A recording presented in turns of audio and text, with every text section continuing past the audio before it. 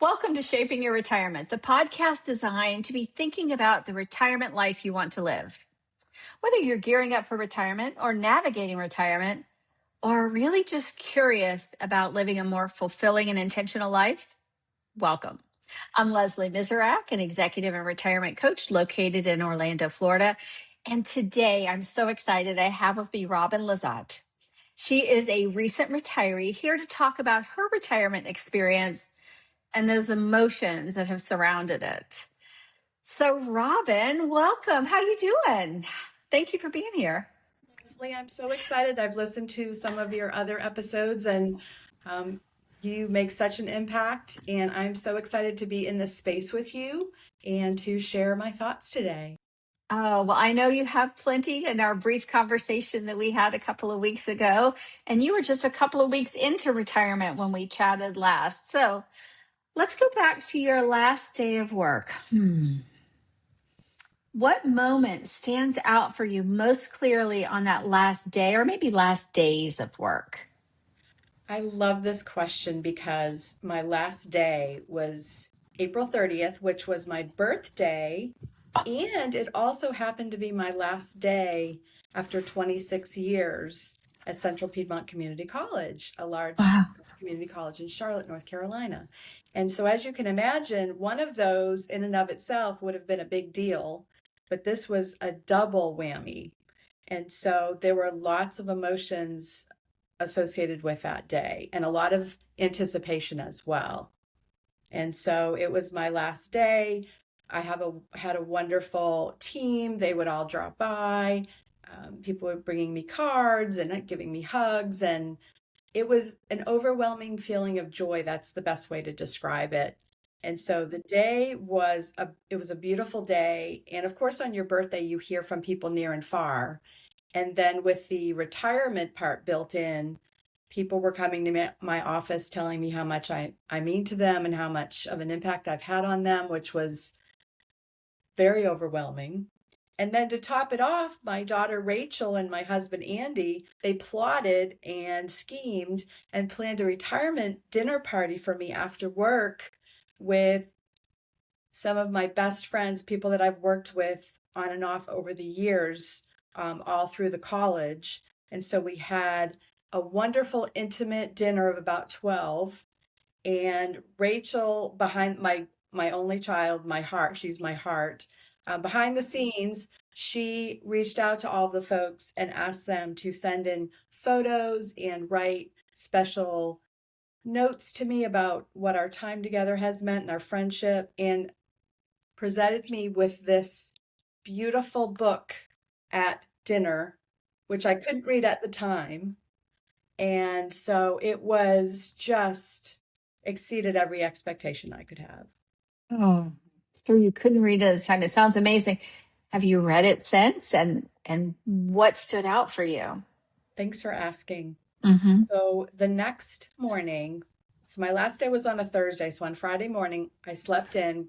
And with all the emotion, I was so tired, as you can imagine. So Yeah. I slept in, had a cup of coffee, grabbed the box of Kleenex, and dove into this beautiful, delicious book and cried and laughed. And it is one of the best gifts I've ever received.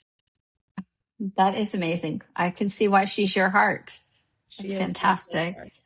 Wow, that is amazing. What a wonderful gift to be able to keep and hold and cherish. That's fantastic. Before you retired, and I'm not saying the couple of weeks before, but maybe a year or 2 or 3 years before you retired, what did you think retirement would feel like? That's a great question. I think because my schedule was so busy, I had an hour commute each way, so I would leave the Mm. house around 7 a.m., get home at 6 p.m. And because it was something that I love to do, I'm in the talent development space. Notice how I keep talking in present tense, even though it's past Yes. tense. I can't make Hmm. that transition quite yet. I Hmm. was in the talent development space, and we were doing lots of classes, sessions, onboarding, and it was so busy and all consuming. And I'm sure you can relate to this. When you're in the flow at work, you're in the flow and you love what you're doing and time passes very quickly. It's really all consuming in a Hmm. beautiful way. Yes. And I think I was hoping for more of a balance, perhaps, more of a balance with travel, with quality time with friends, outside activities, because I gave 100% to what I was doing and I loved what I was doing. And I thought it would be nice to maybe try some other things. So loved what I was doing and also looking maybe for more of a balance. Okay. Balance sounds kind of pleasant. Hmm. Yeah. Well, we'll get to more of that in just a moment of what the future holds. Hmm. So let's go back to the Tuesday after you're retired. So that would have been like day 3 of no longer going to work. Do you remember what that first Tuesday kind of felt like? And Tuesday is just a day, it could be Monday, it could have been Friday, whatever. Do you remember what that day felt like in that first week after Yes. retirement? Let myself sleep in, Mm-hmm. woke up with gratitude, and then thought, now what do I do? Mm-hmm. It was filled with wonder and a little bit of panic, if I'm going to be honest, Mm-hmm. and thought, I need a project because I wanted to stay busy. And I remember in your webinar, your wonderful webinar on retirement, what an aha moment for me was you said, being fulfilled doesn't mean staying busy. It means finding your purpose. Mm-hmm. And in that moment, I just wanted to stay busy because I was struggling with my emotions. Good. And so I remember I opened my laptop and I created a spreadsheet of projects, um, volunteer websites, tennis, adult tap, floral design class. I, I just let myself have a brain dump, if you will, of Good. everything that I've been wanting to do or exploring. I wanted to capture how am I going to explore this next phase. And that gave me some comfort because I like structure. And after working for the same organization for 26 years with the same schedule, you can imagine structure is comforting to me. So I immediately said, okay, I'm going to change Rachel's bedroom when she was younger. I'm going to change her bedroom. I'm going to buy some new furniture. And it gave me some purpose for the moment. So those were my first thoughts were I need to find a project and I need to do something to stay busy. So, out of all those emotions that happened or boiled up, anything that you didn't expect to be feeling? Yes. I didn't expect the grief. Mm-hmm. And it started bubbling up the month of April, because that was my last month of work. Mm-hmm. And I thought, oh, I'm going to be so smart. I'm going to take one big thing home a day so I don't have a big move out. Because as you can imagine, I accumulated a lot of things over 20 20. something years? Totally. Yeah. So every day I'd be walking to the car, my coworkers would see me and say, oh, she's starting to unpack. I'd bring a picture home and a lamp. And they were so sweet. They would say, we're not ready. And I said, I'm not either. And so I didn't have a big move out at the end of April. And so it started bubbling up then. And I know that about myself that I do have anticipatory grief. Mm. So I thought, okay, here we go. And emotions are like waves, and I've learned to just let them ride that wave, and it's okay. Feelings will pass, emotions will pass. It'll be okay. And I didn't expect the level of grief that I felt. And as they say, grief is the price of love. Yeah. And because there was so much love there, and my colleagues, particularly my close team, they are some of my best friends. And so I didn't think about that social connection, that day-to-day social connection that I was going to lose. And that was what was getting me. That's a big one. How's your grief now? It it's evolving. Okay. Cool. I think labeling it and acknowledging it helps. Yeah. And every day is different. and I've already made plans with them. I've already seen them a few times since I've retired. I'm a month in. I've already seen them a few times. I go back and visit. We make lunch plans. For me, that's very comforting knowing the next time I'm going to see them. And so our That's dynamic has changed inevitably.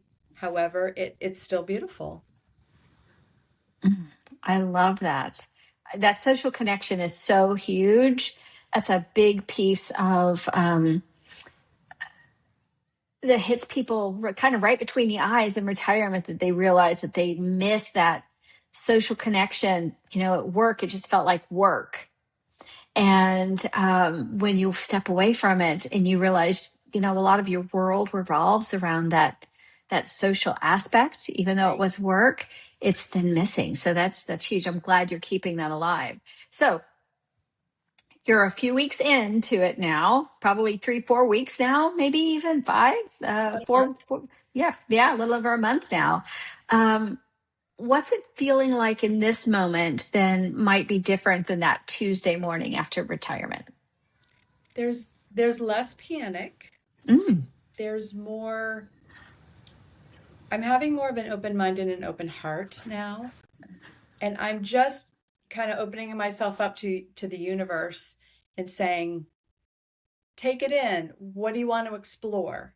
And for example, taking your webinar a couple of weeks ago, that that was so interesting to me. It was like, oh, yes, this retirement space, there are so many people retiring. This is, like you said, this is not your grandfather's retirement. And so seeing that webinar that you had, it was like you get a little sign like, I need to pursue this and just trust yourself. And then that led to this. And the same with just meeting people and saying there are other things out there for me. I just need to be open to them. yeah. I love that. That's great. And I don't know where your future goes. I can't wait to stay in touch and make sure we're connected in that space as you go along. But definitely see you definitely do see you in that talent development space out there helping somebody, because Yeah. I think that's where your professional heart lies, and you still have a lot to give in that space. So I think it's super cool. Yes. So, what do you wish you had known before retiring? I wish I had stopped to really think about what life looks like after Mm-hmm. and think about what is my why in terms of outside of work, because that's one of the things I know you and I talked about before is in Will Guidara's book Unreasonable Hospitality. It talked about how important it is for people in the workforce to identify their whys. What excites you to get up in the morning? What motivates you? And because I was so focused on my why for work, I wish I had taken some time to think about what is my why outside of work. And because you're going at this, you're going at 100 miles an hour when you're working. And then when you stop working, it's a dead halt. And that silence is deafening. And as an Enneagram 2, which is a helper, I need to be needed. And so think about your why before, think about how you're going to keep those social connections, maybe that you haven't focused on so much because they were built into your day to day. How are you going to keep those going and be intentional about those? What things do you like to do outside of work? Maybe some hobbies. Now, I did take up tennis with my husband, Andy, and that's fortunate because I'm able to continue that and do it even more often. So sometimes people don't think, what do I like to do outside of work? What are some things that I liked as a child that I could tap back into, like playing an instrument or like an adult tap class or something like that. So really thinking about yourself, being intentional about yourself as a whole instead of building your identity off of what you did for work, because I have to admit that my identity has been tied up into myself as a talent development professional. So we're more than that. Love that. Is your husband retired? He is not. Okay, so you're doing this on your own first. I'm Very doing this on cool. my own, and he works sometimes from home. And Hmm. we had a funny conversation before, and I said, Andy, you realize our dynamic's going to change. And he was like, hmm? And I said, you're not used to having me at home. So we've got to negotiate some of this space and some time alone. I'm an introvert and I like to recharge by being alone.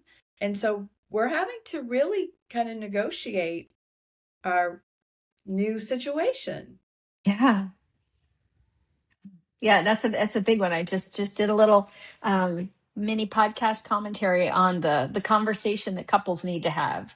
And that's a big one. My husband's retiring in just a few months, and we've been having this conversation for the last year and a half around time. And, I'm an extrovert, but I still need time alone. And so it's a really important conversation that so many people miss. So I'm glad that you two are having that now, and will continue to have it. And even as he retires, that dynamic will change even more. So Exactly. yeah, I'd really, love to hear really your cool. story going forward too. One day we'll have to talk about that. I may have to get you to interview me. How about that? Would love it. So you talked about your why kind of when you were working. What gave you a sense of purpose when you were working? Thank you for What, asking that. yeah, what about it was it?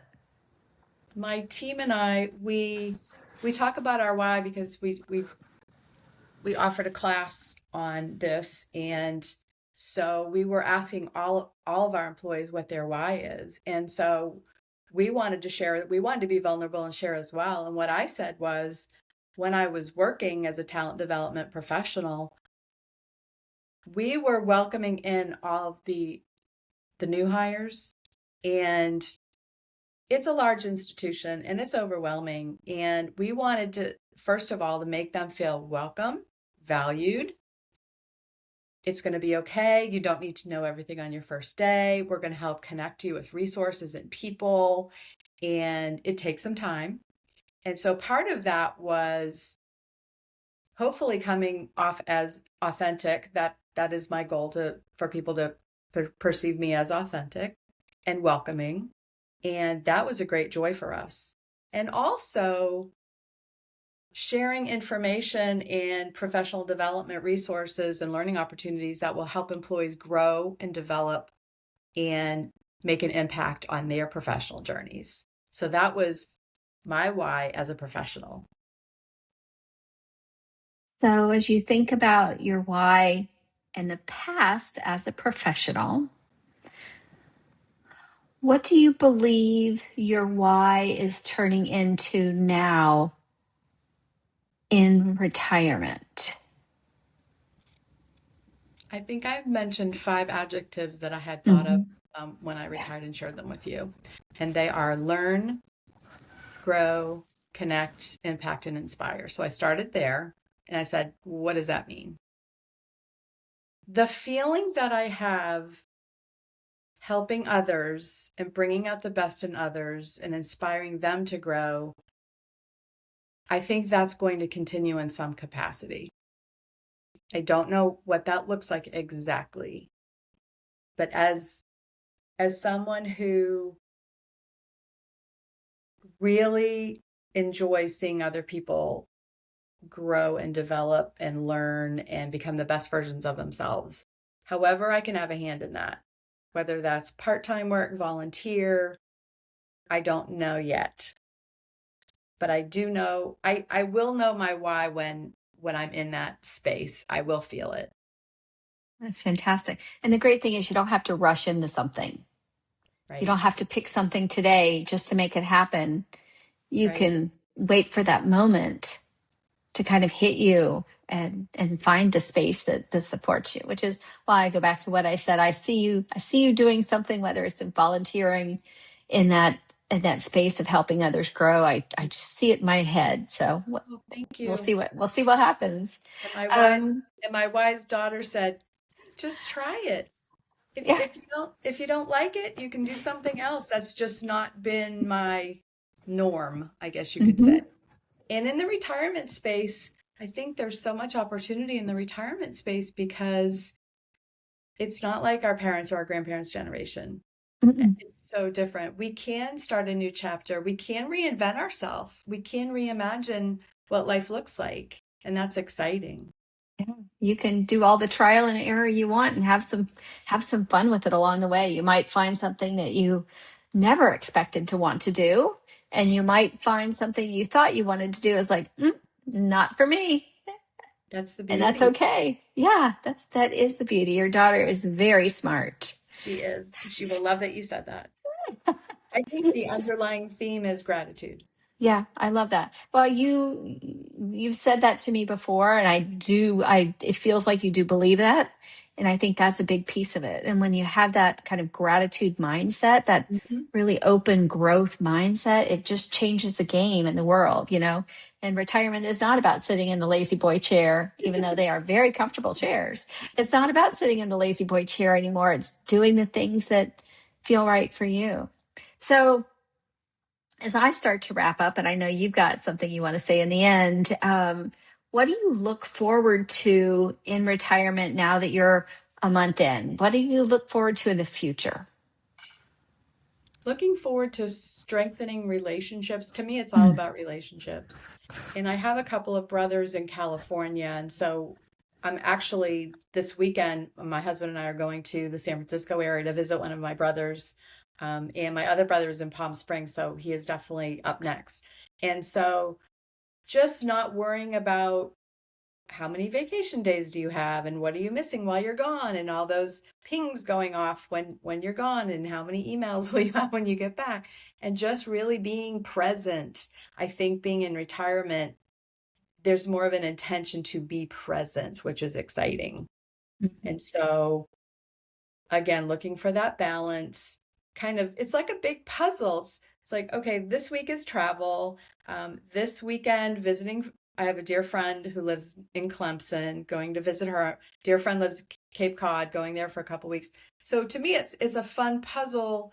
And when you're not away, how do you fill your days with intention and joy and giving back and leaning into that why and that growth mindset and keeping an open heart and an open mind.